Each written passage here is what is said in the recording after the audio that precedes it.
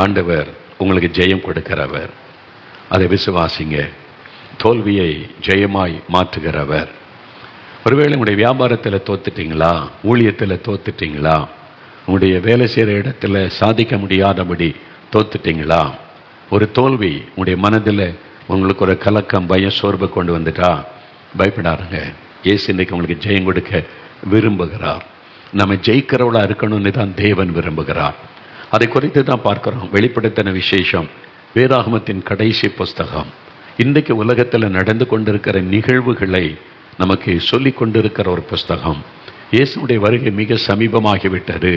உலகம் முடிவடைய போகிறது. சாத்தானுக்கு கொடுக்கப்பட்ட காலமும் முடிவடைய போகிறது. சாத்தான் பாதாளத்திலே தள்ளப்பட போகிறான். அதுக்கான வேலையை வந்துவிட்டது. எல்லாம் சொல்லுவது வெளிப்படுத்தின விசேஷம். இந்த புஸ்தகத்தில் 2-3 அதிகாரங்களை வாசிக்கும்போது சபைகளுக்கு, சபையில் இருக்கிற தேவ பிள்ளைகளுக்கு, ஊழியர்களுக்கு ஆண்டவர் தேவ செய்தியை சொல்லும் பொழுது ஒவ்வொரு சபை குறித்து சொல்லும் போதும் ஜெயம் கொள்ளுகிறவன் எவனோ என்று ஆண்டவர் சொல்லுகிறார். பரிசுத்தவான்கள் யாரோ அப்படி சொல்லலை, அல்ல தேவனுடைய பிள்ளைகள், சீஷர்கள் அப்படி அழைக்கலை. இந்த கடைசி புஸ்தகத்தில் எப்படி நம்மை ஆண்டவர் சொல்லி அழைக்கிறார் என்றால் ஜெயம் கொள்ளுகிறவர்கள், ஜெயம் கொள்ளுகிறவர்கள். ஆழமாக பதித்து கொள்ளுங்க. நீங்கள் ஜெயம் கொள்ளுகிறவர்களாக இருக்கணும். நீங்கள் தேவனுடைய பிள்ளைகள் தான், அவருடைய சீஷர் தான், அவருடைய ஊழியக்காரர் தான். ஆனால் ஜெயம் கொள்ளுகிறவளாக இருக்கணும். அதான் ஆண்டவருடைய விருப்பம். நீங்கள் ஜெயிச்சாதான் பரலோகத்தில் ஜீவ கிரீடத்தை பெற முடியும். ஜெயிச்சாதான் ஜீவ விருட்சத்தின் கனியை புசிக்க முடியும். நீங்கள் ஜெயிச்சாதான் கர்த்தரில் புது நாமத்தை தரித்து கொள்ள முடியும். நீங்கள் ஜெயிச்சாதான் ஆண்டவரோடு கூட சிங்காசனத்தில் அமர முடியும். இதெல்லாம் வாக்குத்தத்தமாய் சொல்லப்பட்டிருக்கிற ஜெயிக்கணும். அப்போ ஜெயம் பெற்றவர்களாக இருக்கணும். இது ஆழமாய் மனதில் பதித்து கொள்ளுங்க. இந்த கடைசி காலத்தில் தேவன் தன் பிள்ளைகள், ஊழியர்கள், அவரை பின்பற்றக்கூடிய பிள்ளைகள் எப்படி இருக்கணும்னு விரும்புகிறார்? ஜெயம் பெற்றவர்களாக. ஆனால் தான் வெளிப்படுத்தின விசேஷம் 21:7 மறுபடியும் ஒரு முறை வாசிக்கிறேன் பாருங்க. 353வது பக்கம் புதிய ஏற்பாட்டில் வெளிப்படுத்தின விசேஷம் 21:7. ஜெயம் கொள்ளுகிறவன் எல்லாவற்றையும் சுதந்தரித்துக் கொள்ளுகிறான். ஜெயம் கொள்ளுகிறவன் எல்லாவற்றையும் இன்ஹெரிட் ஆல் திங்ஸ். அது ஆண்டவர் வாக்குத்தத்தம். ஜெயம் கொள்ளுகிறவன் எல்லாவற்றையும் சுதந்தரித்துக் கொள்ளுகிறான். நான் அவன் தேவனாயிருப்பேன், அவன் என் குமாரனாயிருப்பான். அங்கே ஆண்டவர் சொல்ல, ஜெயிக்கிறவங்களுக்கு தான் நான் தேவனாக இருப்பேன், ஜெயிக்கிறவங்க தான் என்னுடைய குமாரரும் குமாரத்திகளுமாக இருப்பாங்க அப்படின்னு ஆண்டவர் சொல்லுகிறார். அப்போ நான் ரட்சிக்கப்பட்டு தேவனுடைய பிள்ளை ஆனேனே, அது ஆரம்ப நிலைமை, அது பிகினிங், ஆரம்ப ஸ்டேஜ். எல்கேஜி, யூகேஜி அந்த டைமினை வைத்துக்கொள்ளுங்க. இப்போ நீங்கள் ஸ்கூலெல்லாம் தாண்டி காலேஜுக்கெல்லாம் வந்துட்டீங்கல்ல, இப்போ நீங்கள் ஜெயிக்கிறவளாக இருக்கணும் ஆண்டவர் விரும்புகிறார். அப்போ ஜெயம் கொள்ளுகிறவன் எல்லாவற்றையும் சுதந்திரிப்பான். ஜெயம் கொள்ளுகிறவனாக இருக்கணும். இயேசுவே நான் ஜெயம் கொள்ளுகிறவளாக இருக்கணும், நீங்கள் என்ன விரும்புகிறீங்களோ அப்படி நான் இருக்கணும்னு சொல்லி. ஆனால் நீ தோத்துட்டியே, சாத்தான் சொல்கிறான், நீ தோத்துட்ட, உன்னாலெல்லாம் ஜெயிக்க முடியாது. சும்மா எல்லாருக்கும் மத்தியில் ஜெயிச்ச மாதிரி காண்பிக்கலாம். உன்னுடைய அந்தரங்க வாழ்க்கையில் நீ ஜெயிச்சிருக்கிறியா? ஜெயிக்க முடியாது. அது மாதிரி தான் பிசாசு உங்களை சோர்ந்து போக பண்ணலாம். ஆனால் ஆண்டவர் சொல்கிறாரு, அவர் நமக்கு ஜெயம் கொடுக்கிற தேவன். இயேசுக்கு ஒரு பெயர் உண்டு, ஜெயம் கொடுக்கிற தேவன். அப்போ அவர் நமக்கு ஜெயம் தருகிறவர், உங்களுக்கு ஜெயம் தருகிறவர். அப்போ நமக்கு என்னென்ன போராட்டம் இருக்குது, எதை நம்ம ஜெயிக்கணும்? உலகம், மாமிசம், பிசாசு, இந்த 3 தான் ரொம்ப முக்கியம். உலகத்தை நம்ம ஜெயிக்கணும், நம்முடைய மாம்சத்தை ஜெயிக்கணும், பிசாசை ஜெயிக்கணும். இந்த 3 நமக்கு விரோதமாக போராடிக்கிட்டே இருக்கும். அதில் முதலாவது நம்முடைய மாமிசம், சொந்த சரீரம். அதை குறித்து தான் தொடர்ச்சியாக நம்ம தியானித்து கொண்டு வருகிறோம். இது எப்படி நம்முடைய அவயவங்களில் போர் செய்கிற இச்சைகள். யாக்கோபு 4ஆம் அதிகாரம் 1ஆம் வசனத்திலே வாசிக்கிறோம், நம்முடைய அவயவங்களிலே போர் செய்கிற, யுத்தம் பண்ணுகிற, போராடுகிற இச்சைகள் இருக்கிறது. கண்களின் இச்சை, மாமிசத்தின் இச்சை. இந்த இச்சைகள், அந்த காரியங்கள் தான் நம்மோட யுத்தம் பண்ணுகிறது, போராடுகிறது. நம்ம செய்ய விரும்புகிறதை செய்யாமல் விரும்பாததை நம்ம செய்யும்படி அந்த மாம்சம் போராடுகிறது. அப்போ இந்த மாம்சத்தை நம்ம ஜெயிக்கணும். அதுதான் ஆண்டவர் முதலாவது விருப்பம். நீங்கள் மாம்சத்தை முதலாவது ஜெயிக்கணும் என்று ஆண்டவர் சொல்லுகிறார். அதற்கு நம்மை பூரணமாய் ஆண்டவருக்கு நம்ம அர்ப்பணித்து கொள்ளணும். இந்த மாம்சத்தில் வரக்கூடிய போராட்டம் என்ன என்பதை குறித்தெல்லாம் பார்த்தோம். பாவ போராட்டம், பாவ சிந்தனைகள், பாவ எண்ணங்கள், பாவ கிரியைகள், அந்த மாம்சத்தின் கிரியைகள் அதெல்லாம் வெளியரங்கமாக இருக்கிறது என்று பார்க்கிறோம்.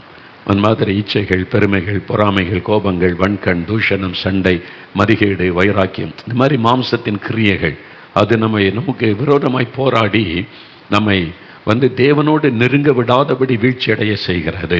அப்போ அதை நம்ம ஜெயிக்கணும். என்று ஆண்டவர் நமக்கு போதித்து கொண்டே இருக்கிறார். அப்போ ஜெயிக்கணுமா? நான் முதலாவது இந்த மாம்ச இச்சைகளே நம்ம ஜெயிக்கணும். அதான் ஆண்டவர் சொல்லுகிற காரியம். அப்புறம் உலகம், அப்புறம் பிசாசு, இதெல்லாம் நம்ம ஜெயிக்கணும்.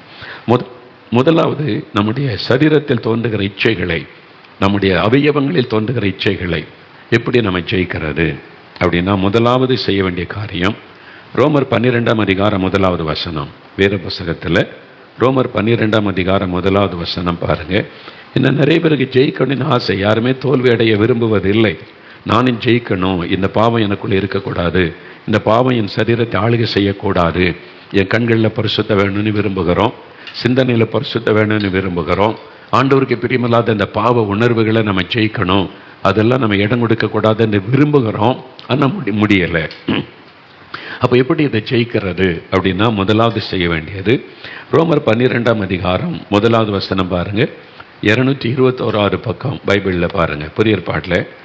அப்படி இருக்க சகோதரரே, நீங்கள் உங்கள் சரீரங்களை, நம்முடைய சரீரம், நம்ம பார்க்குறல சரீரம், இந்த சரீரத்தில் தான், சரீரம் தான் வெளியே பார்க்க முடியும்.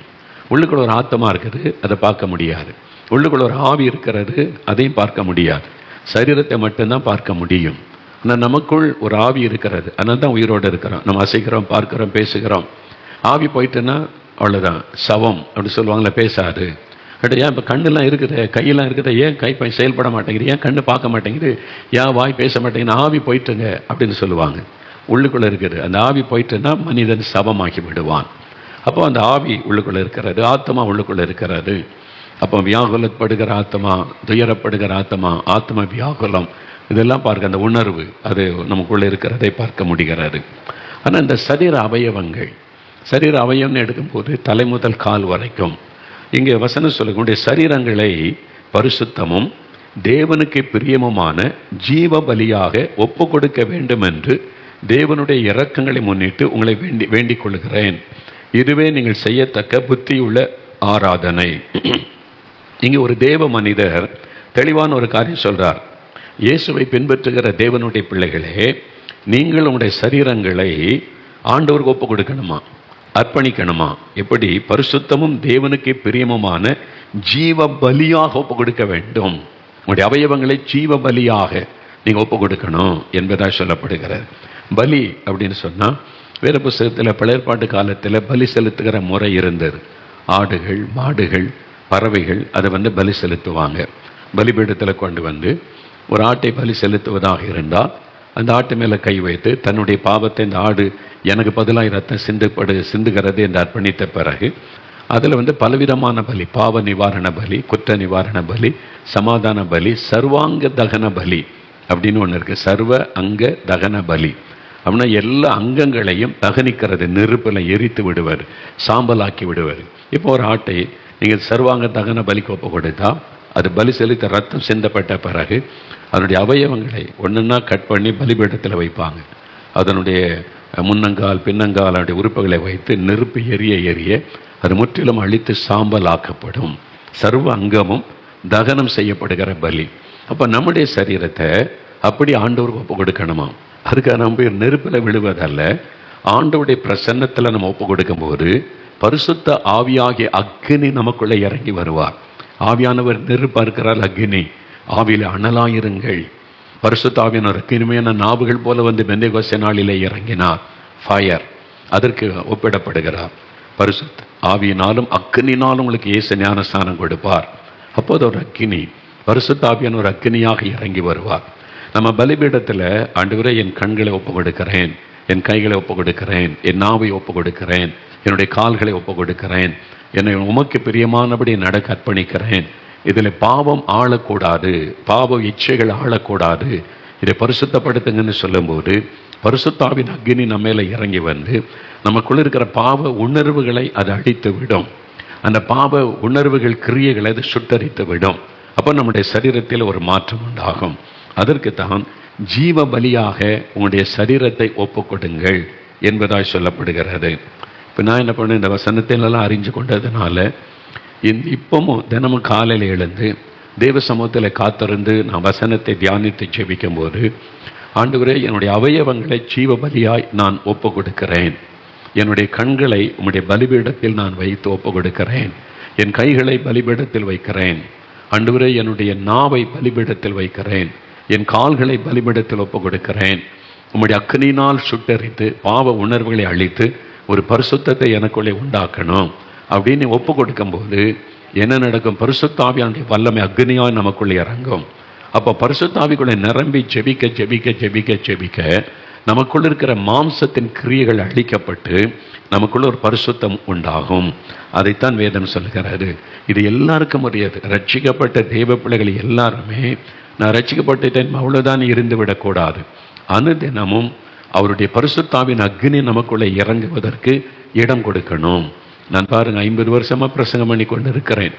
ஊழியத்திற்கு நான் ஒப்பு கொடுத்து 50 வருஷம். இப்போ இந்த வருஷம் 50வது வருஷம்.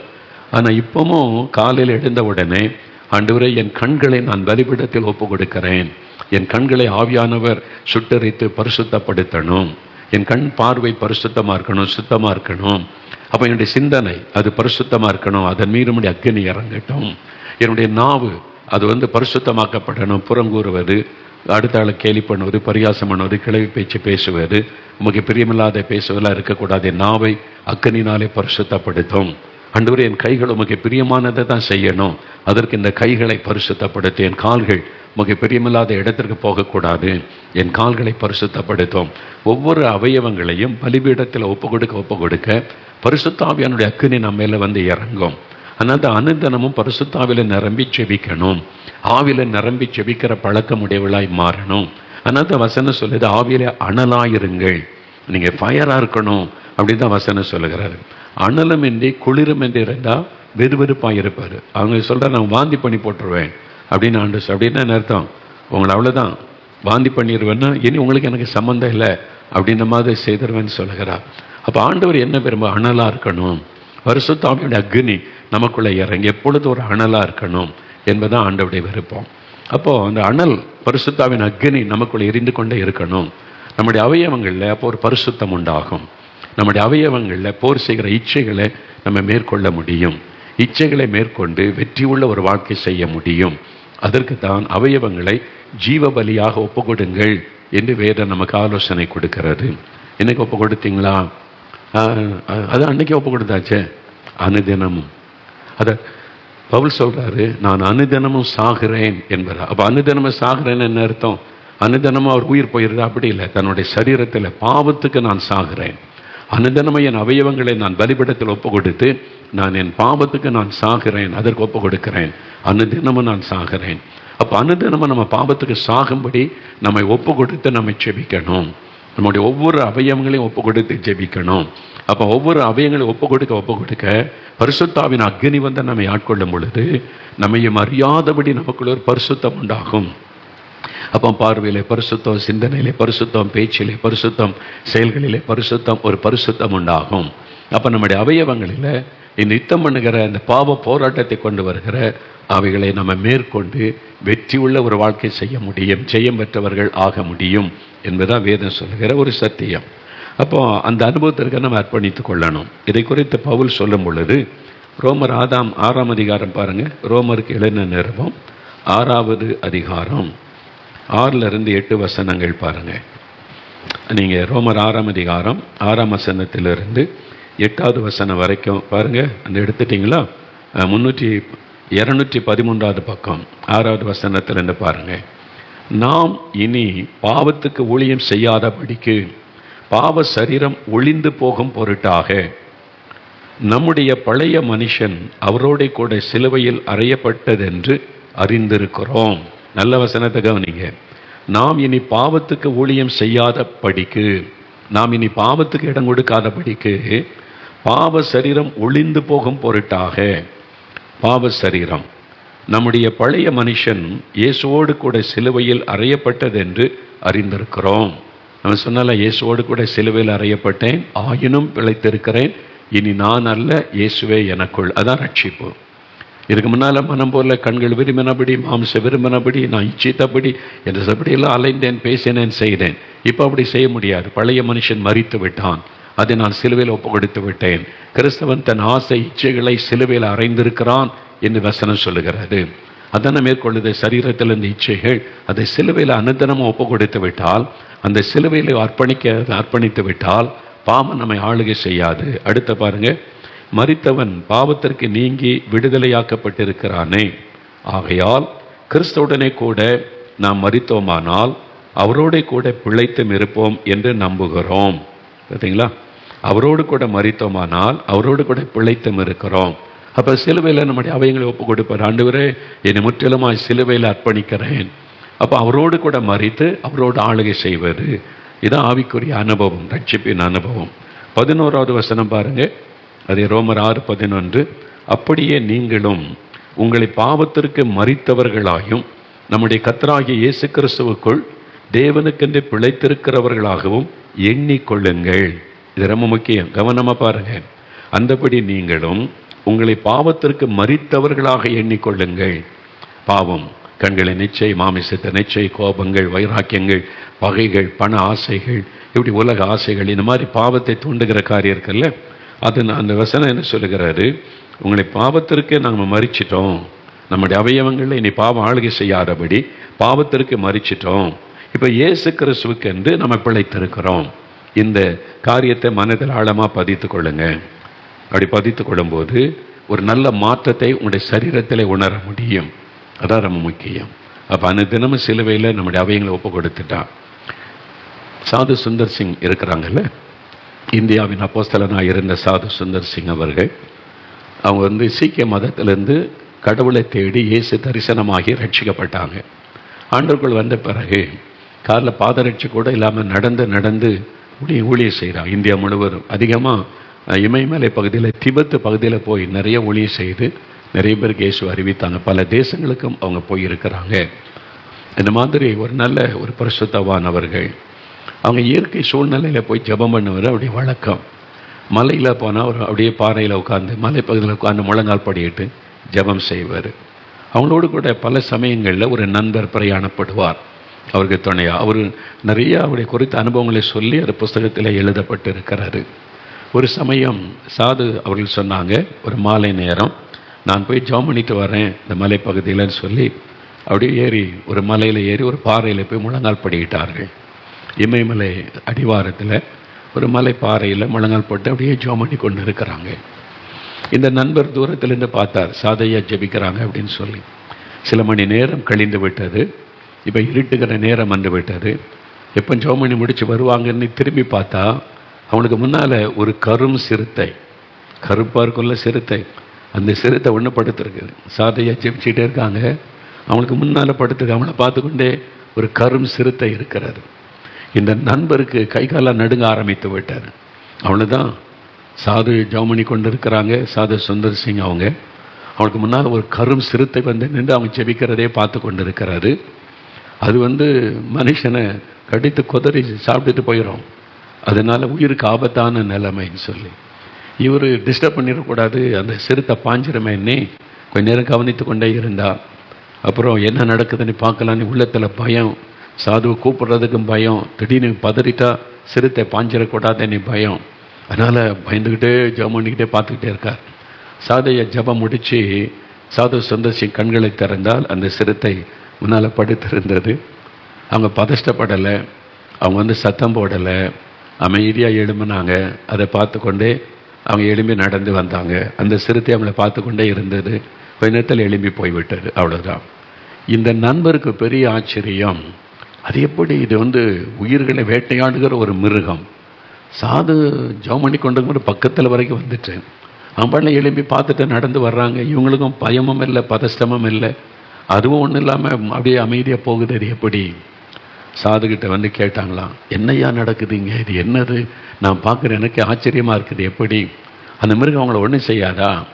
அப்போ சாது சுந்தர் சிங் சிரிச்சுக்கிட்டே சொன்னாங்களாம், இது செத்து போன சரீரம், என் சரீரம் உலகத்துக்கு செத்து விட்டது. நான் ஆண்டு விட்டதில் சிலுவையில் அறையப்பட ஒப்பு கொடுத்து அந்த மாமிச இச்சைகள், கண்களின் இச்சைகள் எல்லாத்துக்கும் இந்த சரீரம் செத்து போனதுனால இதில் அந்த மிருகத்துக்கு டேஸ்ட்டே இருக்காது. அதுக்கு நல்லா தெரியும், இந்த சரீரத்தில் நமக்கு டேஸ்ட்டே இருக்காது, இது செத்து போன சரீரம் என்று சிரித்து கொண்டே பதில் சொன்னாரா சாது அவர்கள். அதுதான் உண்மை. நாம் பாவத்துக்கு மறிக்கணும். அந்த இச்சைகளுக்கு நம்ம மறிக்கணும். நம்முடைய அவயவங்களை ஆண்டவருக்கு ஒப்பு கொடுத்து ஜெபிக்க ஜெபிக்க ஜெபிக்க ஆவியானோடு வந்து ஆட்கொள்ள அந்த மாம்ச போராடுகிற இச்சைகள் அழிக்கப்பட்டு நமக்கு ஒரு புது சரீரம், அந்த பாவ உணர்வுகளை மேற்கொள்ளுகிற ஒரு அனுபவம் நமக்கு வந்துவிடும். ஜெயிக்கிற ஒரு அனுபவம் வந்துவிடும். அதைத்தான் வேதத்தில் ஜெயம் பெற்றவளாக இருக்கணும். மாம்சம் விரும்புகிறபடியே போய் கொண்டு இருக்கக்கூடாது, ஜெயிக்கணும். நீங்கள் மீன் பார்த்துருக்கீங்களா? மீன் ஆற்றுல நல்ல ஆறு ஓடிக்கொண்டிருக்கும் போது மீன் பாருங்கள். மீன் எப்போவுமே எதிர்த்து தான் போகும், தண்ணியை எதிர்த்து தான் நீந்தும். பார்த்துருக்கீங்களா? எப்பவும் நீர் எப்படி போகுதோ அப்படி போகாது. அப்படி ஒரு மீன் போகும் நேரில், எப்போவுமே தண்ணியை எதிர்த்து தான் மீன் நீந்தி கொண்டு இருக்கும். சில சமயம் தண்ணி அடிக்கிற வழியில் போகும். அது என்ன மீன் தெரியுமா? செத்த மீன். செத்து போச்சுன்னு வைங்க, அதெல்லாம் இப்படி எதிர்த்து நீந்த முடியாது. அது வெள்ள தண்ணி அடிக்கிற வழியே போய்கிட்டே இருக்கும். உலகத்தோடு நீங்கள் போய்கிட்டே இருக்கீங்கன்னு என்ன அர்த்தம்? உங்களுடைய ஆவிக்குரிய வாழ்க்கையில் செத்து இருக்கீங்கன்னு அர்த்தம். ஜீவன் இல்லை, உங்களுடைய ஆவிக்குரிய வாழ்க்கையில் செத்துட்டீங்க. ஆவிக்குரிய வாழ்க்கையில் மறிச்சிட்டா உலகத்தோடு தான் போய்கிட்டே இருப்பீங்க. கண்களின் இச்சை, மாம்ச இச்சை, உலக காரின்னு போய்கொண்டே இருப்பீங்க. ஆனால் நீங்கள் ஜீவனோடு இருந்தீங்கன்னு வைங்களேன், எதிர்த்து நின்று போவீங்க. அதைத்தான் ஆண்டவர் சொல்லுகிறார். நீங்கள் ஜெயிக்கணும். உங்களுக்குள்ள இந்த ஜீவன் இருக்கிறது, இயேசு கிறிஸ்து ஆகிய ஜீவன் இருக்கிறதுனால நீங்கள் ஜெயிக்கணும். நீங்கள் தோல்வி அடைந்து கொண்டே போகக்கூடாது, ஜெயிச்சுக்கிட்டே முன்னேறி போகணும். இது ஆண்டவருடைய விருப்பம். அதற்கு முதலாவது நம்முடைய அவயவங்களை ஜீவ பலியாக ஒப்பு கொடுக்கணும். ஏன்னா இந்த அவயங்களை தான் அந்த இச்சைகள் போர் செய்கிறது. அதை நம்ம ஒப்பு கொடுக்கணும் அந்த அக்கினிக்குள்ளே, நெருப்புக்குள்ளே. ரெண்டாவது ஒரு காரியம் செய்யணும். என்ன செய்யணும்னா, நல்ல நீங்கள் வெற்றி உள்ள வாழ்க்கையை நடத்தணுமானா முதலாவது உங்களுடைய அவயவங்களை ஒப்பு கொடுக்கணும். தினமும் ஒப்பு கொடுக்கணும். எவ்ரிடே நீங்கள் பலிபீடத்தில் உங்களுடைய சரீரத்தை, அவயவங்களை ஒப்பு கொடுத்து ஜெபிக்கணும். ரெண்டாவது, ரோமர்கள் நிருபம் 6ஆம் அதிகாரம் 12-15 வசனங்கள். அதே அதிகாரம் பாருங்கள், 12-15, 213வது பக்கம். நான் வாசிக்கிறேன், கவனமாக கேளுங்க. 12-15. ஆகையால் நீங்கள் சரீர இச்சைகளின்படி பாவத்திற்கு கீழ்ப்படியத்தக்கதாக சாவுக்கேதுவான உங்கள் சரீரத்தில் பாவம் ஆளாதிருப்பதாக. இது சாவுக்கு ஏதுவான சரீரம்தான், ஆனால் அதில் பாவம் ஆளுகை செய்யக்கூடாது. பாவம் ஆளாதிருப்பதாக. அதுக்கு என்ன பண்ணணும்? நீங்கள் உங்கள் அவயவங்களை அநீதத்தின் ஆயுதங்களாக பாவத்திற்கு ஒப்புக்கொடாமல் உங்களை மரித்தோரிலிருந்து பிழைத்திருக்கிறவர்களாக தேவனுக்கு ஒப்பு கொடுத்து உங்கள் அவயவங்களை நீதிக்குரிய ஆயுதங்களாக தேவனுக்கு ஒப்பு கொடுங்கள். என்ன சொல்லப்பட்டது புரியுதா உங்களுக்கு? அதாவது நீங்கள் உங்கள் அவயவங்களை அநீதத்தின் ஆயுதங்களாக பாவத்துக்கு ஒப்புக்கொடாமல் உங்கள் மரித்தோரிலிருந்து பிழைத்திருக்கிறவர்களாக தேவனுக்கு ஒப்பு கொடுத்து, உங்களுடைய அவயவங்களை தேவனுக்கு ஒப்பு கொடுத்து உங்கள் அவயவங்களை நீதிக்குரிய ஆயுதங்களாக தேவனுக்கு ஒப்பு கொடுங்கள். ஒரு ஆயுதம்னா என்னது? இந்த வாள் ஒரு ஆயுதம்தான், அம்பு ஒரு ஆயுதம்தான், கதாயுதம் ஒரு ஆயுதம்தான், ஒரு கத்தி ஒரு ஆயுதம். பயன்படுத்தக்கூடிய ஆயுதங்கள் ஒவ்வொருத்தரும் ஒன்றுக்கு பயன்படுத்துவாங்க. ஆயுதம்னா தேவனால் பயன்படுத்தப்படுகிற ஒரு கருவி. அதுக்கு நீங்கள் ஒப்பு கொடுங்க. தேவனால் பயன்படுத்தப்படுகிற ஒரு பாத்திரம், ஆண்டவரால் பயன்படுத்தப்படக்கூடிய ஒரு கருவி, ஆண்டவரால் பயன்படுத்தக்கூடிய ஒரு ஆயுதம் ஆண்டவருடைய கரத்தில் ஒப்பு கொடுங்க அப்படின்னு சொல்றார். பாவத்துக்கு நீங்கள் ஒப்பு கொடுக்காம ஆண்டவருடைய கரத்தில் அவர் பயன்படுத்துவதற்கு ஒப்பு கொடுங்க. நீங்கள் அப்படி நம்ம ஒப்பு கொடுத்தா என்ன நடக்கும்? நீங்கள் நியாயப்பிரமாணத்திற்கு கீழ்ப்பட்டிராமல் கிருபைக்கு கீழ்ப்பட்டிருக்கிறபடியால் பாவம் உங்களை மேற்கொள்ள மாட்டாது. விசுவாசிங்க, பாவம் உங்களை மேற்கொள்ள மாட்டாது என்று வாசிக்கிறோம். அப்போ உலகத்தில் இருக்க வரைக்கும் பாவ போராட்டம், நம்முடைய மாம்சத்தில் பாவ போராட்டம் வரும். ஆனால் அது உங்களை மேற்கொள்ளாது. நீங்கள் ஜெயிப்பீங்க, நீங்கள் மேற்கொள்வீங்க. போராட்டம் இருக்கும். போராட்டம் இருந்தோடனே நிறைய பேர் சோர்ந்துடுறாங்க. எனக்கு இந்த மாதிரி தோணுது, இந்த மாதிரி தவறான எண்ணம் வருதுன்னொடனே ஐயோ நான் பாவம் செய்துட்டேன்னு நினைக்கிறாங்க. இல்லை, அதான் ஒரு உதாரணம் சொல்லுவாங்க. தலைக்கு மேலே குருவி பறக்கிறத நம்ம தடுக்க முடியாது. தலையில் கூடு கட்ட இடம் கொடுக்கக்கூடாது. அதான் வித்தியாசம். பாவம் மாதிரி சிந்தனை, போராட்டம் அனுதினமும் வாழ்க்கையில் போய் கொண்டு தான் இருக்கும். நீங்கள் அதில் நிலைத்திருந்து அது உங்களுடைய வாழ்க்கையிலே குடியிருக்க இடம் கொடுக்காதுங்க. அப்படி தான் நம்ம அறிந்து கொள்ளணும். போராட்டம் இருக்கும், நீங்கள் ஜெயித்துக்கிட்டு போய்கிட்டே இருக்கணும். போராட்டமே பாவம், ஐயோ நான் பாவம் சேர்த்துட்டேன் அப்படின்னு நினைக்க வைப்பது பிசாசு. அதனால் பாவ போராட்டம் நமக்கு இருக்கும். பாவத்தில் நிலை நிற்கக்கூடாது. அந்த போராட்டத்தில் ஜெயித்து நிலை நிற்காதபடி முன்னேறி செல்ல உதவி செய்வது தான் தெய்வ கிருபை. அதான் நீங்கள் அறிந்து கொள்ளணும். பாவம் உங்களை மேற்கொள்ள மாட்டாது. ஏன்? நீங்கள் கிருபைக்கு கீழ்ப்பட்டு இருக்கிறபடியால், தேவ கிருபைக்கு கீழ்ப்பட்டு இருக்கிறபடியால் பாவம் உங்களை மேற்கொள்ள மாட்டாது. இப்போ 16லேருந்து 19 வரைக்கும் பாருங்க. மரணத்திற்கு ஏதுவான பாவத்துக்கானாலும் நீதிக்கு ஏதுவான கீழ்ப்படிதலுக்கானாலும் எதற்கு கீழ்ப்படியும்படி உங்களை அடிமைகளாக ஒப்பு கொடுக்கிறீர்களோ அதற்கே கீழ்ப்படுகிற அடிமைகளாய் இருக்கிறீர்கள் என்று அறியீர்களா? முன்னே நீங்கள் பாவத்திற்கு அடிமைகளாய் இருந்தும் இப்பொழுது உங்களுக்கு ஒப்பு கொடுக்கப்பட்ட உபதேச சட்டத்திற்கு நீங்கள் மனப்பூர்வமாய் கீழ்ப்படிந்ததினாலே தேவனுக்கு ஸ்தோத்திரம். பாவத்தினின்று நீங்கள் விடுதலையாக்கப்பட்டு நீதிக்கு அடிமைகள் ஆனீர்கள். 19ஆம் வசனம் தான் ரொம்ப முக்கியம், நல்ல கவனிங்க. உங்கள் மாம்ச பலவீனத்தின் நிமித்தம் மனுஷர் பேசுகிற பிரபாகரமாக பேசுகிறேன். பவுல் சொல்றார் விசுவாசிகளுக்கு, தேவ பிள்ளைகளுக்கு, உங்களுடைய மாம்ச பலவீனத்தின் நிமித்தம், நிறைய பேர் பலவீனமா இருக்கிறீங்க, என்னால் விட முடியல, செய்ய முடியல, பரிசுத்தமாக வாழ முடியல, போராட்டத்தை ஜெயிக்க முடியலன்னு. உங்களுடைய மாம்ச பலவீனத்தின் நிமித்தம் மனுஷர் பேசுகிற விதமாய் பேசுகிறேன். அக்கிரமத்தை நடப்பிக்கும்படி முன்னே நீங்கள் உங்கள் அவயவங்களை அசுத்தத்திற்கும் அக்கிரமத்திற்கும் அடிமைகளாக ஒப்பு கொடுத்தது போல இப்பொழுது பரிசுத்தமானதை நடப்பிக்கும்படி உங்கள் அவயவங்களை நீதிக்கு அடிமைகளாக ஒப்பு கொடுங்கள். நீங்கள் இதை 2, 3, 4 முறை வாசித்தா தான் தெளிவாக உங்களுக்கு விளங்கும். உங்களுடைய மாமிச பலவீனத்தின் நிமித்தம் மனுஷர் பேசுகிற பிரகாரமாய் நான் பேசுகிறேன். நீங்கள் வெற்றியுள்ள வாழ்க்கை செய்கிறதற்கு நம்ம இந்த உலகத்தில் பல போராட்டங்களை சந்திக்கிறோமே, பாவ போராட்டங்கள், மாம்சத்தில் தோன்றுகிற போராட்டங்கள், இதெல்லாம் நீங்கள் ஜெயித்து நிற்பதற்கு அக்கிரமத்தை நடப்பிக்கும்படி முன்னே நீங்கள் உங்கள் அவயவங்களை அசுத்தத்திற்கும் அக்கிரமத்திற்கும் அடிமைகளாக ஒப்பு கொடுத்திருந்தீங்க. முன்னால் உங்களுடைய விரல்கள் சிகரெட்டை பிடித்தது, உங்களுடைய அவயவங்களை இந்த பாவத்துக்கு ஒப்பு கொடுத்திருந்தீங்க. முன்னால் உங்களுடைய கை மதுபானத்தை பிடித்தது குடிப்பதற்கு, உங்களுடைய வாயை அதற்கு ஒப்பு கொடுத்திருந்தீங்க, கைகளை ஒப்பு கொடுத்திருந்தீங்க. முன்ன நீங்கள் போதை வஸ்துகளுக்கு பயன்படுத்த உங்களுடைய கையை ஒப்பு கொடுத்து வாக்கு மாதிரி போட்டு போதை வஸ்துகளை போட்டு கொண்டு இருந்தீங்க. முன்னே நீங்கள் கண்கள் இச்சம் மாம்ச இச்சையை நிறைவேற்றுவதற்கு கண்களை ஒப்பு கொடுத்து அப்படி செயல்பட்டீங்க. முன்னே நீங்கள் வேண்டாத அவசியமில்லாத காரியத்தை பேசி பேசி சண்டை பண்ணுவது, பெருமை பேசுவது, இச்சைகளான காரியத்தை பேசுவது, உங்களை கரைப்படுத்தக்கூடிய காரியத்தெல்லாம் செய்கிறீங்க. உங்களுடைய கண்கள், உங்களுடைய நாவு, உங்களுடைய கைகள், உங்களுடைய அவயவங்களை தவறான இடத்துக்கு போவதற்கு கால்களை ஒப்பு கொடுத்து தப்பான இடத்துக்கெல்லாம் போனீங்க. ஒரு காலத்தில் பாவத்தில் போனீங்க. இப்போ நீங்கள் ரட்சிக்கப்பட்டீங்க. இப்போ ரட்சிக்கப்பட்ட உடனே இப்போ அதை பார்க்க மாட்டேன், அதை பேச மாட்டேன், அதை செய்ய மாட்டேன், அங்கே போக மாட்டேன்னு நின்றுட்டீங்க. இப்போ வீட்டில் இருக்கிறீங்க. என்ன ஆகும்? இங்கே தான் பிரச்சனை ஆரம்பிக்கிறது. முன்னால் அங்கே போனேன், அதை செய்கிறேன், அதை பேசினேன், அதை பார்த்து இப்போ அதை செய்கிறதில்லை, இயேசு கிறிஸ்துவிட்ட ஒப்பு கொடுத்துட்டேன். கொஞ்ச நாளில் மறுபடியும் அதை செய்ய ஆரம்பிச்சிடும், பார்க்க ஆரம்பிச்சிடுறீங்க.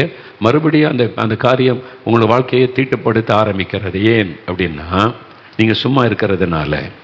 அதனால தான் அவர் சொல்லுகிறார், உன்னை பாவத்தை நடப்பிக்கும்படி உங்களுடைய அவயவங்களை ஒப்பு கொடுத்ததை போல நீதியை நடப்பிக்கும்படி உங்களுடைய அவயவங்களை ஒப்பு கொடுங்க. இப்போ என்ன செய்யணுமா? நீங்கள் இதிலேருந்து நீங்கள் ஜெயிக்கணுமான்னு என்ன பண்ணணும்? நீங்கள் படிக்கிறவங்களா இருந்தால் காலேஜ் ஸ்கூல் முடிச்சுட்டு வந்த பிறகு சும்மா உட்காரக்கூடாது. பாடம் படிங்க, பைபிள் வாசிங்க, ஜெபம் பண்ணுங்க. ஒரு மணி நேரம் வெளியே போய் 4 பேருக்கு கைப்பறதி கொடுங்க, சுவிசேஷம் சொல்லுங்கள். Be busy in Lord's ministry. நீங்கள் பிஸியாக இருந்தீங்கன்னு வைங்களேன், சாத்தான் உள்ள நுழைய முடியாது. அது நிச்சயமான காரியங்களுக்கு டைமே இருக்காது. நீங்கள் அதனால தான் உங்களுடைய அவயவங்களை ஒப்பு கொடுங்க. மனுஷ வழக்கத்தின்படி செய்கிற சிலரை பாருங்களேன். சில ஸ்டூடெண்ட்டை பார்த்துருக்குறேன், காலேஜில் படிப்பாங்க, ஸ்கூலில் படிப்பாங்க. ஸ்கூல் முடித்து வந்த உடனே ஸ்போர்ட்ஸில் என்னன்னு வைங்க, நேராக வருவாங்க, ஒரு காஃபி குடிப்பாங்க, ட்ரெஸ்ஸை மாற்றிக்கிட்டு கிரவுண்டுக்கு போயிடுவாங்க. இருட்டு வரைக்கும் விளையாடிக்கிட்டே இருப்பாங்க. ஃபுட்பாலோ ஹாக்கியோ அல்ல ஏதோ ஒரு விளையாட்டில் கவனம் செலுத்திக்கிட்டே இருந்தான்னு வைங்களேன். அப்போ அதிலே அவங்களுடைய எண்ணம் அந்த விளையாட்டு துறையிலே போய்கிட்டே இருக்கிறதுனால அவங்க வாழ்க்கையில் பாருங்கள், இந்த மதுபானம், போதை வஸ்து, தவறான ஃப்ரெண்ட்ஷிப், தப்பான இடத்துக்கு போகிறதெல்லாம் இருக்காது. நேராக கிரவுண்டு, அதை முடிச்சுட்டு இருட்டினோடனே நேராக வீடு, அப்புறம் உட்காந்து பாடம் படிப்பாங்க, அவ்வளோதான். ஆனால் முன்னால் நான் செய்ததை விட்டுட்டேன். இப்போ சிகரெட் பிடிக்கிறதில்ல, குடிக்கிறதில்ல, சினிமா பார்க்குறதில்ல, நான் எங்கேயும் போகிறதில்ல, இப்போ வீட்டிலே இருக்கிறேன்னு சும்மா உட்காந்திங்கன்னா நீங்கள் சும்மா இருந்தாலே பிசாசு உள்ள நுழைஞ்சிருவான். அதனால தான் சோம்பேறிகளின் மனம் சாத்தானுடைய தொழிற்கூடம் அப்படின்னு சொல்லுவாங்க. சோம்பேறியை சும்மா உட்காந்துருந்தீங்கன்னு வைங்க, நான் ரட்சிக்கப்பட்டேன், இன்னும் அங்கே போக மாட்டேன், இங்கே போக மாட்டேன், வீட்டில் சும்மா இருப்பேன்னு சும்மா இருந்தாலே பிசாசுடைய மனதுக்குள்ளே நுழைஞ்சி அவன் வேலையை ஆரம்பிச்சிருவான். ஆனால் அதுக்கு பதிலாக நீங்கள் ஊழியம் செய்துக்கிட்டே இருங்க, 4 பேருக்கு சுவிசேஷம் சொல்லுங்கள், 4 பேரோட போய் சேர்ந்து ஜெபம் பண்ணுங்க, அப்படி நன்மை செய்ய போங்க, ஒரு டியூஷன் சொல்லி கொடுங்க. Busy in the ministry. நீங்கள் பிஸியாக இருக்கணும். சோம்பேறியாக உட்காந்துரு நான் ரட்சிக்கப்பட்டேன், முன்னால் அங்கெங்கெல்லாம் போனேன், இப்போ எங்கேயும் போகிறேன், வீட்டிலே இருக்கான்னு சும்மா உட்காந்திங்கன்னா ஆபத்து. அப்போ நீங்கள் பாவத்தை ஜெயிக்கணுமானா முன்ன எப்படி பாவம் செய்வதற்கு கால்களை ஒப்பு கொடுத்தீங்க, கைகளை ஒப்பு கொடுத்தீங்க, அவயவங்களை பயன்படுத்தினீங்க. இப்போ நீங்கள் சும்மா இருக்கக்கூடாது. இப்போ சுவிசேஷத்துக்காக, நீதிக்காக, ஆண்டவருக்காக அந்த அவயவங்களை பயன்படுத்தணும். நீங்கள் பிஸியாக பயன்படுத்திக்கிட்டே இருந்தீங்கன்னு வைங்க, சாத்தான் நுழைவதற்கு கேப்பே இருக்காது, பாவத்தை குறித்து சிந்திப்பதற்கு நேரமே இருக்காது. எப்பவும் நீங்கள் ஆண்டவருடைய காரியத்தில் பிஸியாக இருக்க இருக்க இருக்க ஜெயித்து கொண்டே இருப்பீங்க. உங்களுக்கு விரோதமாக எழும்புகிற பாவங்கள் உங்களை ஜெயிக்க முடியாது, உங்களை மேற்கொள்ள முடியாது. ஏன்னா உங்களுக்கு அதுக்கு டைமே கிடையாது. புரியுதா உங்களுக்கு? இதைத்தான் பவுல் சொல்லுகிறார், மனுஷ வழக்கத்தின்படி உங்களுக்கு சொல்லுகிறேன். அதனால தான் நீங்கள் பாருங்களேன், ஸ்போர்ட்ஸில் இருக்கிற பையங்களை பாருங்கள், நிறைய கெட்ட பழக்கத்துக்கு விலகி இருப்பாங்க, தவறான காரியத்துக்கு விலகி இருப்பாங்க. அதுக்காகவே பேரண்ட்ஸ் பிள்ளைகள் விளையாட்டுல தான் நல்லா போகட்டும், அவன் சும்மா இருந்தால் தப்பான ஃப்ரெண்ட்ஸ் வாட அப்படி சும்மா போயிட்டு வருவோம், அப்படி போனால் அப்படி போதை வசதி, குடிக்கிறது, வெறிக்க எல்லாத்தையும் பழக்கி விட்டுருவாங்க. அதே சமயத்தில் அவன் பிஸியாக இருக்கிறான் விளையாட்டில், முதல்ல விளையாடுவான், அப்புறம் படிப்பான், அப்புறம் கம்ப்யூட்டரில் கொஞ்சம் வேலை செய்வான், அவனுக்கு நிறைய நான் வேலை கொடுக்குறேன் அதெல்லாம் செய்வான், பிஸியாக இருந்துக்கிட்டே இருப்பான். படுக்க போக வரைக்கும் உள்ளுக்குள்ள சாத்தானுக்கு கேப்பே இல்லாமல் இருந்தேன்னு வைங்க, உங்களுக்குள்ளே நுழைய முடியாது ஈஸியாக. இதான் ரகசியம், பரிசுத்த வாழ்க்கையினுடைய ரகசியம், நீங்கள் ஜெயிக்கிறதனுடைய ரகசியம். அப்போ அதுக்கு உங்களுடைய அவயங்களை போடு. என்ன பண்ணுறீங்க நீங்கள்? ரட்சிக்கப்பட முன்னால் என்ன பண்ணீங்க? ரட்சிக்கப்பட முன்னால் செல்ஃபோனில் அதை இதையும் பார்த்துக்கிட்டு உருட்டிக்கிட்டே இருந்தீங்க மணிக்கணக்கா. அப்புறம் தப்பானாண்டு ஃபோனில் பேசி பேசி பேசி நேரத்தை எல்லாம் போய்க்கு கொண்டு இருந்தீங்க. பெண் பிள்ளைகள் வீட்டுக்குள்ளே இருந்து கொண்டு, பையங்க ஒரு ஃப்ரெண்டோட சேர்ந்து நான் அதுக்கு போயிட்டு வர மாதிரி போகிறது, டீ கடைக்கு போகிறது, அங்கே உட்காந்து 4 பேரோட அரட்டை அடிக்கிறது, அவங்க வர போகிறவங்களுடைய பரிகாசமாக இருந்தது, சண்டை பிரச்சனை வரும், அதெல்லாம் இழுக்கிறது, அது மாதிரி காரியம். அவங்க சொல்ல கொஞ்சம் குடிப்பாரு, இதெல்லாம் செய்யப்பா, அந்த வயசில் குடிக்காமலையான்னு தூண்டுவான். அவன் குடிக்கிறதுனால உங்களையும் குடிக்க வைக்க முயற்சி பண்ணுவான். ஏன்னா நீங்கள் குடிக்கலைன்னா அவன் மனசாட்சி அவனை பாதிக்கும், நீ பாவம் செய்கிறடான்னு. உங்களையும் பாவம் செய்ய வச்சுட்டா அவன் கம்ஃபர்ட்டாக இருக்கலாம், அதனால அவங்களை குடிக்க வைக்கிறதுக்கு முயற்சி பண்ணுவான். இதெல்லாம் நடக்கும். ஆனால் அதெல்லாம் விட்டுட்டு நீங்கள் ஆண்டவருக்குள்ளே வந்துட்டீங்கன்னா வீட்டில் சும்மா இருக்கக்கூடாது. இப்போ நீங்கள் கர்த்தருக்குள்ளே பிஸி ஆகிடணும்.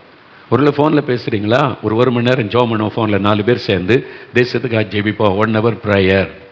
ஒரு அரை மணி நேரம் வெளியில் போய் நடந்துட்டு ஒரு ஸ்போர்ட்ஸ் விளையாட்டு அல்லது வாக்கிங் போயிட்டு நான் வர்றேன், அப்படி ஜெப நடை, ஆண்டவரை துதித்து ஜெபிச்சுக்கிட்டே நடக்கிறாரு. அல்லது 4 ஃப்ரெண்ட்ஸ் சேர்ந்து நம்ம ஜெபிக்கலாம் கூடி, அப்படி ஜெபிப்பது. அப்போ நம்ம போய் இன்றைக்கி ஒரு ஆஸ்பத்திரி விசிட் போயிட்டு வருவோம், 4 பேருக்கு இயேசுவை பற்றி சொல்லிட்டு வரலாம். நம்ம இந்த கிராமத்துக்கு போயிட்டு ஒரு 4 பேருக்கு இயேசுவை பற்றி சொல்லிட்டு வருவோம். என்ன டைம் ஒரு 1 hour இருக்குன்னா அந்த தெருவில் இருக்கிற பிள்ளைகளை கூப்பிட்டு டியூஷன் சொல்லி கொடுக்கலாம். நீங்கள் பிஸி ஆகிட்டீங்கன்னா உங்களுடைய அவயவங்களை நீதியின் காரியத்துக்கு ஒப்பு கொடுத்து செயல்பட வச்சுட்டிங்கன்னா ஈஸியாக பாவத்தை ஜெயிக்கலாம். சோம்பேறியாக சும்மா உட்கார்ந்துருந்தால் தான் பிரச்சனை. அப்போ உங்களுடைய அவயவங்களை நீங்கள் நீதியின் ஆயுதங்களை ஒப்பு கொடுத்தீங்கன்னா நீங்கள் ஜெயிக்க முடியும். இதுதான் வசனம் சொல்லுகிற சத்தியம். பிரியமானவர்களே, நேரமே இல்லை. நாங்கள் அந்த மாதிரி ஃப்ரெண்டுக்கிட்ட பேசுகிறதுக்கு சரி நோ டைம். ஆண்டவர் நிறைய வேலை கொடுத்துருக்கிறார். ஸ்கூலு காலேஜ் முடிச்சுட்டு வந்தால், வேலையை முடிச்சுட்டு வந்தால் இந்த ஜபக்குழு நடத்தணும், அடுத்த நாள் இந்த ஜபக்குழுக்கு போகணும், அங்கே ஒரு 10 பேர் இருப்பாங்க, நான் போய் ஒரு டீச்சிங் ஒரு பைபிள் ஸ்டடி எடுத்து ஜெபிச்சுட்டு வரணும். இப்படி பிஸியாக இருங்கன்னு வைங்களேன், சாத்தானுக்கு கேப்பே இருக்காது, மாம்சம் உங்களுக்கு போராடுவதற்கு டைமே இருக்காது, வாய்ப்பே இருக்காது. நல்லா பிஸியாக வேலை செஞ்சுக்கிட்டே இருப்பீங்க, விளையாடுவீங்க, 4 பேர்கிட்ட பழகுவீங்க, இயேசுவை பற்றி சொல்லுவீங்க, டயர்டாக வருவீங்க, சாப்பிட்ட உடனே டக்குன்னு தூங்கிடுவீங்க. உங்களுடைய சிந்தனைகள் கூட சாத்தான் நுழைய முடியாது. புரியுதா உங்களுக்கு? இதைத்தான் பவுல் சொல்லுகிறார். மாம்சத்தின் இச்சையான காரியங்களை செய்கிறதற்கு உங்களுடைய அவயவங்களை பாவத்துக்கு ஒப்பு கொடுத்துருந்தீங்க அப்போ. ஆனால் இப்போ நீதியின் ஆயுதமாக ஒப்பு கொடுத்துருங்க என்பதாக. அப்படி ஒப்பு கொடுத்துட்டா பாவத்தை நீங்கள் ஜெயிக்கலாம். இல்லை சாத்தா மெதுவான்னு சொல்லும், நீ சும்மா போவோம் ஃப்ரெண்ட்ஸோட, அவங்க குடிப்பாங்க, நீ உன் ஃப்ரெண்ட்ஷிப்பெல்லாம் விட்டுற முடியாதுல்ல, அதனால சும்மா போகக்கூட அப்படின்னு. நான் இளம் வாலிபனாக இருந்தபோது எங்கள் வீடு அங்கே லீவு நாள்லாம் வந்துட்டா நிறைய வாலிபர்கள் எங்கள் ஊரில் இருக்கலாம் வருவாங்க. எங்கள் வீடு தெற்கு கடைசி சவுத் பெரிய மாந்தோட்டத்துக்கு நடுவில் எங்கள் வீடு. அதனால் நிறைய உட்காந்து சீட்டு விளையாடுவாங்க. சீட்டு விளையாடுவாங்க. அதில் வயசு பிரகாரம் அந்த டீனேஜெலாம் ஒரு பக்கம் உட்காருவாங்க, வாலிபர்கள் ஒரு பக்கம், 2-3 குரூப்பாக உட்காந்து விளையாடுவாங்க. நான் ரட்சிக்கப்பட்டமுனால நிறைய விளையாடியிருக்கேன் அவங்களோட உட்காந்து சீட்டு விளையாடுறது, பல விளையாட்டுகள். ரட்சிக்கப்பட்ட பிறகு அதெல்லாம் செய்யக்கூடாதுன்னு ஒதுங்க இருக்கிறது. என் மேலே அவங்க விளையாடுவாங்க, நான் போய் தேரிக்கு ஜெபம் பண்ண போவேன், வருவேன், அவ்வளோதான். நமக்கு ஜெபிக்கிறது ஊழியத்திலே பிஸி ஆகிடும். சில சமயம் சொல்ல, எல்லாம் ஃப்ரெண்ட்ஸ் தானே, ஒன்றா பழகணும், ஒரே ஊர், எங்கிட்டலாம் பேச மாட்டியா, நீ ரொம்ப பக்திமான் ஆகிட்டியானா? அப்படிலாம் இல்லைப்பா அப்படின்னு சொல்லி கொஞ்சம் போய் உட்காந்துன்னு வைங்களேன். கொஞ்சம் அவங்களாம் விளையாடிக்கிட்டு இருப்பான், உட்காந்து விளையாடுறத பார்த்த உடனே முதல்ல அப்படியே பார்க்குறது. கொஞ்ச நேரம் ஆனவுடனே என்ன சோதனை வரும்னு தெரியுமா? நம்மளை இதை எடுத்து போடு அப்படின்றது. ஆமாம், அப்படி தான் வரும். இதை எடுத்து போடு அப்படின்னா, அப்படியான சரி என்ன அப்படின்னு, இல்லை அந்த சீட்டை எடு அப்படின்னு. நான் தொடலை, ஆனால் என்னை அறியாமல் கொஞ்சமாக விளையாட ஆரம்பிச்சிட்டேன். அவன்கிட்ட ஆரம்பிச்சிட்டேன். இப்படி 2-3 நாள் நடந்துச்சா, ஆவியானவர் சொன்னார், அந்த பக்கமே போகாது, நீ போனால் பிசாசை கொஞ்சம் கொஞ்சமாக உள்ளே இழுத்துருவான். அதனால் அங்கே போய் உட்கார்ந்தாலே டேஞ்சர். கொஞ்சம் கொஞ்சமாக தான் அது வரும். முதல்ல தொடமாட்டோம், தூரத்தில் சொல்கிறோம், அப்புறம் நானே கழிச்சு அதை எடுத்து போடுறது. கொஞ்சம் கொஞ்சமாக உள்ள கூட எந்த பாவத்தை விட்டோமோ கொஞ்சம் கொஞ்சமாக அதுக்குள்ளே சாத்தான் நுழைந்து நம்மை வீழ்த்துவான். நம்ம ஜெயிக்கணுமானா இந்த அவையை என் கை இயேசுக்கு சொந்தம், சீட்டை தொடாது, இது இயேசுக்கு சொந்தம், இது ஆண்டவருக்கு பிரியமானதை செய்யாது அப்படின்னு நம்ம ஒப்பு கொடுத்து நேரத்தை வீணாக்காமல் அங்கே போய் சோம்பேறியாக உட்கார்ந்துருக்காம எங்கள் வீட்டு உட்கார நேரத்துக்கு நம்ம போய் ஒரு 4 பேருக்கு இயேசுவை பற்றி சொல்லலாம், போய் கைப்பறுதி கொடுக்கலாம், ஒரு 4 பேரோட சேர்ந்து ஜெபிக்கலாம். அதில் பிஸியான உடனே பாருங்கள், அது பிறகு ஃப்ரெண்ட்ஸ் வருவாங்க சிலரும், நாங்களும் அங்கே போகிற வரீங்களாண்ணா, இல்லை எனக்கு வேறு வேலை இருக்குது, ஐ எம் பிஸி, சாரி அப்படின்னு சொல்லிடுறாரு. நான் நேசிக்கிறேன், உங்களை நேசிக்கிறேன், அன்பாக இருக்கிறேன், வீட்டுக்கு வந்து உட்காந்து பேசுகிறேன், அவ்வளோதான். அந்த பாவ காரியத்துக்கு இடம் கொடுக்காம ஐ எம் பிஸி. நம்ம பிஸி ஆகிட்டோன்னா இந்த பாவத்தை ஈஸியாக ஜெயிக்க முடியும். உங்களுடைய அவயவங்களை நீங்கள் ஒப்பு கொடுக்கணும். உங்களுடைய கால்களை நீங்கள் போய் கிராமத்துக்கு போக, வெளியே போக கால்களை ஒப்பு கொடுத்து, முன்னால் ஃப்ரெண்ட்ஸோடு சேர்ந்து தப்பான இடத்துக்கு போனீங்க, இப்போ உங்கள் ஃப்ரெண்ட்ஸ் ஆவிக்குரிய நண்பர்களோடு சேர்ந்து ஒரு கிராமத்துக்கு போங்க, ஆஸ்பத்திரிக்கு போங்க, சுவிசேஷம் அறிவிங்க. முன்னால் தப்பான நண்பர்களோடு சேர்ந்து குடிக்க போனீங்க, சிகரெட் பிடிச்சிங்க, இப்போ அதே கைகளை வச்சு கைப்பறுதி கொடுங்க, மற்றவங்களுக்கு கை வைத்து ஜெபிங்க, இதில் பிஸியாக இருங்க, நீங்கள் ஜெயிக்க முடியும். இதைத்தான் ஆண்டவர் நமக்கு சொல்லுகிறார். நீங்கள் ஜெயம் பெற்றவளாக இருப்பதற்கு உங்களை அர்ப்பணித்து கொள்ளணும். ஜெயம் பெற்றவளாக இருப்பதற்கு உங்களுடைய நேரம், உங்களுடைய சரீர அவயவங்களை ஆண்டவருக்கு ஒப்பு கொடுக்கணும். இனி கர்த்தருக்காக உழைக்கும்படிக்கு அர்ப்பணித்து கொள்ளணும். சோம்பேறியாக உட்கார்ந்துடக்கூடாது. சோம்பேறியாக உட்கார்ந்தாலே கொஞ்சம் கொஞ்சமாக பிசாசு நுழைஞ்சு உங்களை டைவர்ட் பண்ணிடுவான். அதனால் இன்றைக்கி சொல்லணும், ஆண்டவரே என் அவயவங்களை ஜீவ பலியாக ஒப்பு கொடுக்குறேன். முதல்ல பலிபீடத்தை அக்னினால் என்னை சுட்டெரியும். 2வது, இதே அவயவங்களை உமக்காக பயன்படுத்த ஒப்பு கொடுக்கிறேன். மற்றவர்களுக்கு நன்மை உண்டான காரியத்துக்கு பயன்படுத்த ஒப்பு கொடுக்கிறேன். நான் மற்றவங்களுக்கு நன்மை செய்வதற்கு, சுவிசேஷம் அறிவிப்பதற்கு என் அவயவங்களை ஒப்பு கொடுக்கிறேன். இந்த 2 நம்ம செஞ்சிட்டோன்னா நீங்கள் ஜெயிச்சிருவீங்க. எனக்கு ஒப்பு கொடுக்குறீங்களா அப்படின்னா அப்படியே 2 கரங்களை உயர்த்தி, ஆண்டவரே என் அவயவங்களை ஜீவ பலியாக ஒப்பு கொடுக்கிறேன். நான் ஜெயிக்கணும், ஜெயம் பெற்றவனாய் நிற்கணும், சோதனையில் தோல்வி அடையக்கூடாது, வீழ்ச்சி அடையக்கூடாது. ஆண்டவரே நான் என் அவயவங்களை ஜீவ பலியாய் ஒப்பு கொடுக்கிறேன். என் கண்களை பலிபீடத்தில் ஒப்பு கொடுக்கிறேன், என் கைகளை பலிபீடத்தில் ஒப்பு கொடுக்கிறேன், என் கால்களை பலிபீடத்தில் ஒப்பு கொடுக்கிறேன், என் அவயவங்கள் ஒவ்வொன்றையும், என் நாவை ஒப்பு கொடுக்கிறேன், என்னை அர்ப்பணிக்கிறேன். அக்னி என் மீது இறங்கட்டும், பரிசுத்தாவின் அக்னி இறங்கி மாம்சத்தின் கிரியைகளை சுட்டரிக்கட்டும், அதை சாம்பலாக்கட்டும், என்னை புதிய சரீரமாக அவயவங்கள் மாறட்டும். அனுதினமும் நான் பாவத்துக்கு சாகணும், அந்த அனுபவத்திற்காக ஒப்பு கொடுக்கிறேன். ஆண்டவரே இந்த அவயவங்களை நன்மை செய்ய ஒப்பு கொடுக்கிறேன், நீதியை நடப்பிக்க ஒப்பு கொடுக்கிறேன், ஊழியம் செய்ய ஒப்பு கொடுக்கிறேன், ஊழியம் செய்ய கால்களை ஒப்பு கொடுக்கிறேன், கைகளை ஒப்பு கொடுக்கிறேன், மற்றவர்களுக்கு நன்மையான பிரயோஜனமானதை செய்வதற்கு என் அவயவங்களை ஒப்பு கொடுக்கிறேன். என்னை பயன்படுத்தும், என் கைகளை பயன்படுத்தும், கால்களை பயன்படுத்தும், என் நாவை பயன்படுத்தும், என்னை சுற்றில் இருக்கிற மக்களுக்கு நன்மை செய்யும்படி பயன்படுத்தும், சுவிசேஷத்தை அறிவிக்க பயன்படுத்தும். நான் சாத்தானை ஜெயிக்கணும், மாம்ச இச்சைகளை ஜெயிக்கணும், நான் ஜெயம் பெற்றவனாய் நிற்கணும், நான் ஜெயம் பெற்றவளாக இருக்கணும். ஆண்டவரே இந்த வெற்றி உள்ள வாழ்க்கை எனக்கு தாரும், ஜெயிக்கிறவர்களாய் கர்த்தர் மாற்றும், இந்த மகளை இந்த மகனை ஜெயிக்கிறவர்களாய் மாற்றும். இப்பொழுது உம்முடைய வல்லமை இறங்கட்டும், அக்னி அவர்களுக்குள்ள இறங்கட்டும், அந்த பாவ கிரியைகள் சுட்டரிக்கப்பட்டு போகட்டும். இன்றைக்கு ஒரு புதிய அபிஷேகம் இறங்கட்டும், ஜெயம் பெற்றவர்களாக எழும்ப செய்யும். எப்பொழுதும் ஆண்டவருடைய காரியத்தில் பிஸியாக இருந்து செயல்பட ஒவ்வொருவருக்கு கிருபை தாரும். இயேசு கிறிஸ்துவின் நாமத்தில் ஜெயம் கொடுக்கிற தேவனுக்கு ஸ்தோத்திரம், ஸ்தோத்திரம். ஆமேன், ஆமேன்.